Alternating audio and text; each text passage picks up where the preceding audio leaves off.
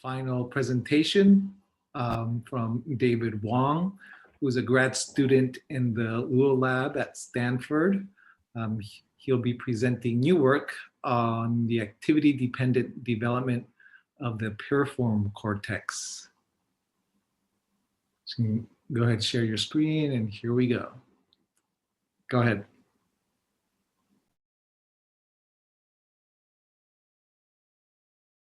Okay, sorry, I think I muted myself. Yeah, so like Xander said, I'm a grad student in the Lua Lab at Stanford, and much of our lab studies the principles of circuit assembly in the brain. So specifically looking at neuronal activity is kind of a new direction in our lab.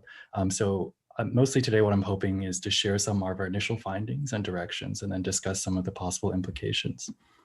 So from a very big picture overview, circuit assembly has two main players, the molecules that guide the growth of the neurites, and then the activity that refines these circuits through many plasticity mechanisms.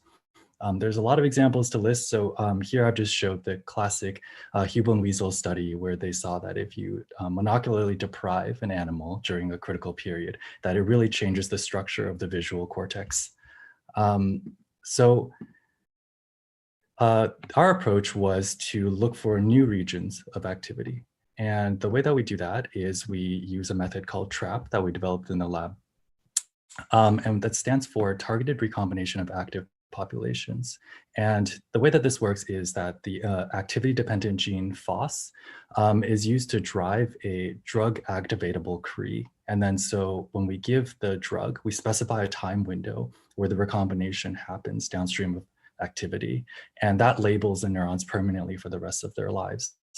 So here I've injected tamoxifen, which is the drug that activates this Cree, in late embryogenesis and to label prenatally active neurons. And we found several labeled regions, but what stood out was that in the cortex, the only active region was in the piriform cortex, which I'll describe in a second.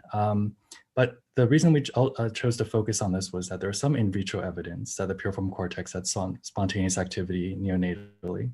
And the fact that the olfactory circuit in which the piriform cortex exists has ethological relevance in neonates, given that they have to smell their mothers and their environment, made us really interested to look at how these intracortical networks might be influenced by early activity. And so a quick overview of the olfactory circuit. You have these olfactory sensory neurons in the olfactory epithelium that project to class-specific glomeruli in the olfactory bulb. And then these send divergent inputs to the piriform cortex. The important part here is that the piriform cortex receives a large number of convergent inputs from the olfactory bulb. And the combinatorial activity provides some information about what odorants are being sensed. And so that gives rise to these spatially distributed ensembles of neurons that respond to different odors, as shown here from a calcium imaging paper from Richard Axel lab. So going back to the circuit for a second, what I want to highlight here is that first, the olfactory bulb inputs come to this surface here, which is labeled an LOT. And these are plastic during early life for the first few postnatal weeks. And then also that these associational fibers shown in blue are a major component of the neuronal response. So what does this have to do with the embryonic activity? Well, one possibility is that the activity in utero drives strengthening of the ensembles that I just showed. And that may be that the formation of these ensembles through the plasticity driven by this could contribute to, in a pattern completion kind of way, better learning of neonatally experienced odors. And so the first step is to ask, do these neurons encode any prenatal or perinatally experienced odors? And I started by asking if they can be reactivated by the maternal odors. So the way that I do this is I have the piriform cortex shown here, and I label them in E18 using TRAP. And so there's some labeled neurons. I let the animals be born and experience their neonatal olfactory environment. And then at P3, I expose them either to their mother, which is an odor they should have learned, or a novel odorant, and that activates FOS, which is the same activity-dependent gene that I mentioned before. So unfortunately, in this early pilot study, there wasn't a significant difference between the biological mother and the novel odorant. And here I've just plotted the FOS intensity as two distributions, showing the FOS expression in response to these two different odors. And so my current approach is to kind of address some of these issues by instead of using FOS protein, which requires kind of a long exposure, and that could give rise to a lot of non-specific olfactory signals, I use intranuclear FOS and ARC, which is another activity-dependent gene, mRNA, given that this intranuclear mRNA has a much more specific time window than just protein, which lasts longer and requires more time to be expressed. And I'm also looking at various different odors, both prenatally experienced odors, which I think might be possibly driving activity in these ensembles, or more different combinations of perinatally or postnatally experienced odors. And in parallel to this, I am doing physiological experiments to look at whether or not these trapped neurons, these labeled neurons, are actually connected to each other. So briefly, what I do is in a triple mutant mouse, I have trap that activates both a chanorodopsin as well as TD tomato, which is my fluorophore. And because Cree has some stochastic behavior, there's some neurons that will be labeled with both the TD tomato as well as the chanorodopsin, and there's some that will just be labeled with one. And so the idea is that I would patch onto a cell that doesn't have chanorodopsin, then I can stimulate the whole field and then read out the activity from the chanorodopsin positive cells that are sending inputs to my trapped neuron. And I would compare how this trapped neuron responds compared to a non-trapped neuron, which is a neuron that isn't prenatally active. And also developing behavioral methods to look at whether or not disrupting the activity in these prenatally active neurons might lead to deficits in their ability to recognize their mother. So one assay that I've tried is looking at whether or not, so I put a neonate here and I paint two different odors on the ventrum of the mother and see whether or not they prefer to approach and feed from one versus the other. And so those are kind of the experiments kind of down the road. And with that, I would like to thank a lot of people in my lab who've helped out with this, as well as Jun Ding's lab, who is my co-mentor, and many others who provided scientific input. And I'm happy to take questions. Great, nice presentation. Thank you, David. Any questions? Yeah, I have a question. Great talk.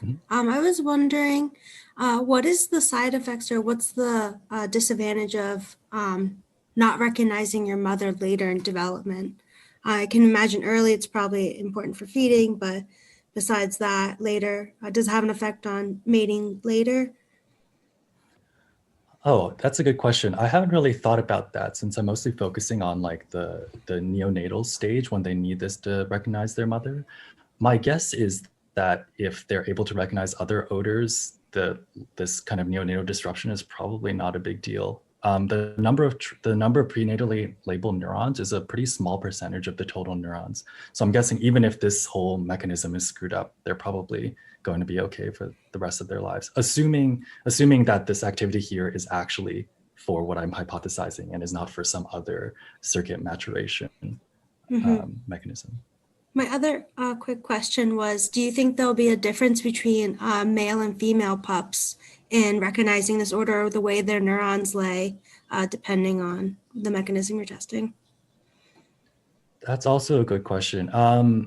In my reading of so a lot of the neonatal olfaction literature is from like this 80s and early 90s. They did a lot of behavioral experiments with pups. I don't think any of them ever tracked gender. And to my knowledge, at least at this kind of early stage, there's probably not a significant difference. Certainly, as the mice mature, there'll be differences between male and female responses. But I'm guessing at this early stage, behaviorally at least, I don't see anything. And I don't know of any anatomical or physiological differences. So I would assume no, given that they probably need to do the same thing. And yeah. Sorry, one last quick question. My Mhm. last quick question is, do you think the second odor you're using could potentially compensate in the sense of like the pup just needs some type of odor and they're once they recognize that other odor, they're still okay? Yeah, that's also a good question. My guess is that like, so I also thought this at first. Maybe they just need some odor plus maybe like the warmth of their mother or something, right? And then they're like, oh, some olfactory stimulation, I'm going to start feeding. But there were several studies, again in the 80s and 90s, and also one really good study in this decade that showed that there's actually quite specific conditioning to the odor that they learn around birth. And so the way that people did this was they would feed their mother like a specific odorant, like vanilla or garlic or something. And they would show that the pups really preferred to feed from that mother, or they preferred to feed when that odorant was around, as opposed to some other random odor. So my understanding is that it is pretty specific and not just general odorant stimulation. Thank you. Yeah, thanks for your questions. So there, it seems like then the selectivity happens fairly early in development in terms of preference for the maternal odor, right? It doesn't seem to be intrinsic, so you can sort of trick the system into, responding to different stimuli, right? So Yeah, sorry, go ahead. Yeah, go ahead. I was just thinking, I was just saying, I think that I wouldn't be surprised if there was some intrinsic component. Like I guess I would be more surprised if there wasn't anything, right? But it's definitely true that you can condition them to like different odors by making their mother smell differently.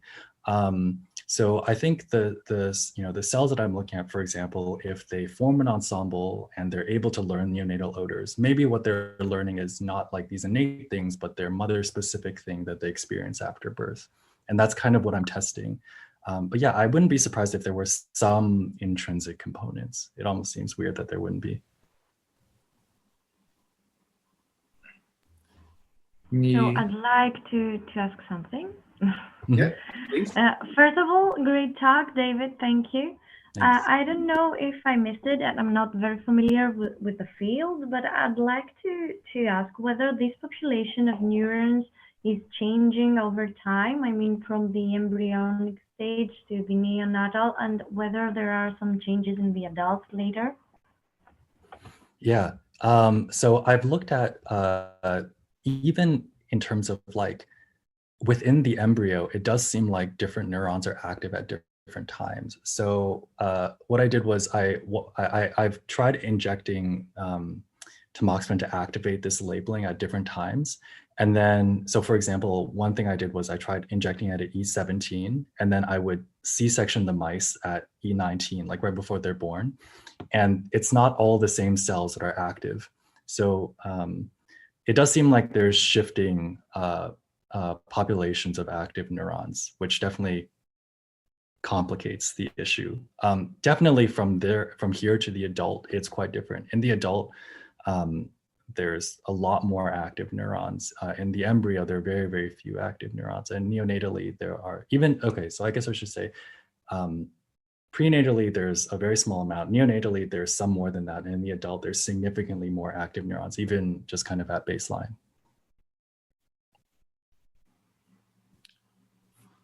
Time for one more question. I can have the last one if